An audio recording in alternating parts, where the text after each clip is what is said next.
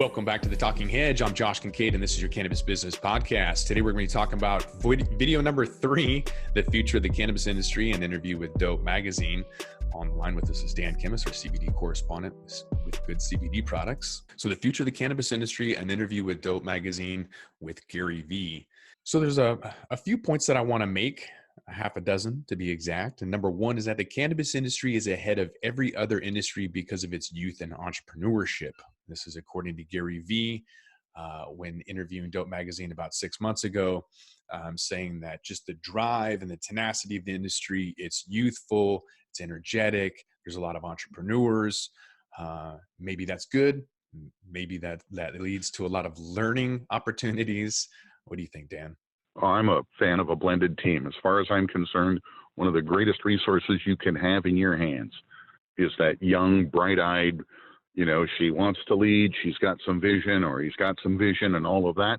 And at the same time, I also do think that there's a place for some seasoning and some jaded old hands because, yes, cannabis is interesting and fun and fresh, but it's business, and business has a lot of, hard old rules in it.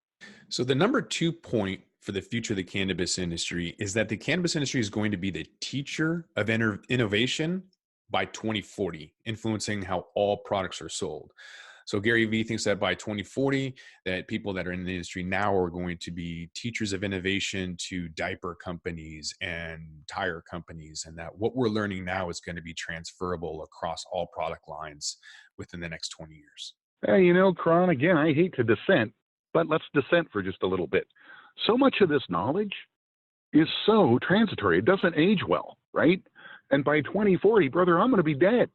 So the whole thing of like, hey, that might be true, but suffice it to say, I'm more interested in 2025. Well, in the near term, you can make more content, be less subjective, recognize that your ego is the reason for your perfectionism. Otherwise, you'll become obsolete. I think that's an interesting quote that he made during this interview. Gary V kind of said that making more content is the key difference. To be less subjective, to recognize that your ego is the creation of perfectionism, and harnessing that will force you to become obsolete. The internet already has lots of below average content. So if you make average content or better, you're doing just fine. Well, I'd say we're doing pretty well then, which leads us to number 4, focus on podcasting. It's very, very real. So real, he had to say it twice. So I think we're doing a pretty good job just giving good current content. I think production and everything else could be a little bit better, but it's Kaizen, which is a Japanese philosophy of constant improvement for the better. We're putting out content every day, trying to get better as we get going. We're focusing on cannabis business. And so everything else that comes with it, the software, hardware, we're just learning as we go. But I would agree it is very, very real. Well, this is the thing with regards to the work you're doing, okay? Here's the deal. Sure, there's some rough edges, no doubt. And certainly there are things that we can do better. But in the end, it's about the data. And if the data's real and the data's in there, then the fact of the matter is the cast has met its mission in that ultimately that is what the Talking Hedge is about. And so again, do you need a pretty logo flying around on a screen? No, not really. You need more data. Bad data in is bad data out, as we say. And I think if you utilize inefficient social media influencers, you're going to get the same bad results, which leads us to the next point that Gary V said is the future of the cannabis industry, which is to utilize social media influencers. We've talked about on the podcast a couple of times about the social media influencer bubble, on how everybody thinks that if they can just get followers, then that'll translate into dollars. And that does not make sense. You need to find somebody who can, like Gary V, who can bring in followers and actually translate that into dollars, where he can sell his shoes that he's partnered with K-Swiss, for example. Whereas in other situations we've seen with social media influencers who have $2.6 million and can't sell 36 t-shirts, well, what's the point? And so with Gary V, utilizing social media influencers, I think needs a caveat, which is to make sure that you have key performance indicators that you're following to make sure that the dollars you're spending on those social media influencers actually results in the results you want, which should probably be revenue. Some numbers. If you're not familiar with the social media influencer game, it goes like this. So, for instance, a typical Instagram influencer might make $500 on 1,000 likes if they're like we'll say a high-end model. There's a threshold required with regards to what are the costs of a sustainable campaign. Know what you're buying, really, right? That's the thing, is know what you're buying and make sure that it's actually doing what they told you they would.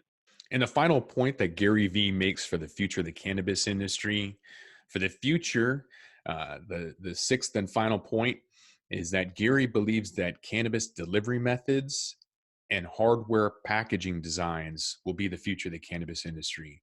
So different vaporizers, different delivery methods, as well as the packaging and hardware design are going to be the focus in the future.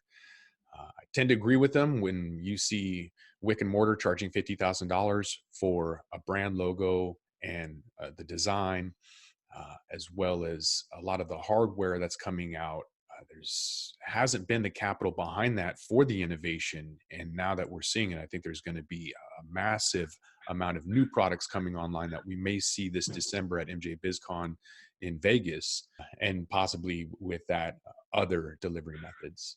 You want to dominate, either lock up a big chunk of the commodities and go play the futures game, or go make a cool new tidbit that nobody else can duplicate because it's your own widget and it gets people, and it's useful in the market. That's a way to dominate. Yes, it's a great opportunity to differentiate. There's a company here locally in Washington called Green Revolution, and they're working with an Israeli-based tech company called Raya. I met them in Vegas last year, and they have a accurate dosing meter, and it works with Bluetooth on your phone. And so it can read the cannabis that is burning and send all that information and tell you what your optimum inhale time is. So if you want 5 milligrams, it'll tell you that after 15 seconds, it'll just stop the machine.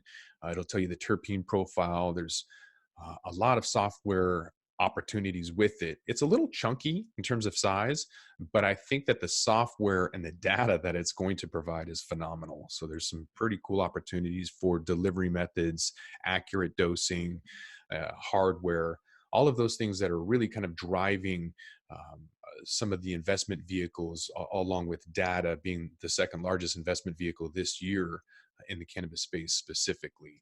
So that could be the future of cannabis with cannabis delivery methods and hardware and packaging design. But you're going to have to tune back into the Talking Hedge to find out.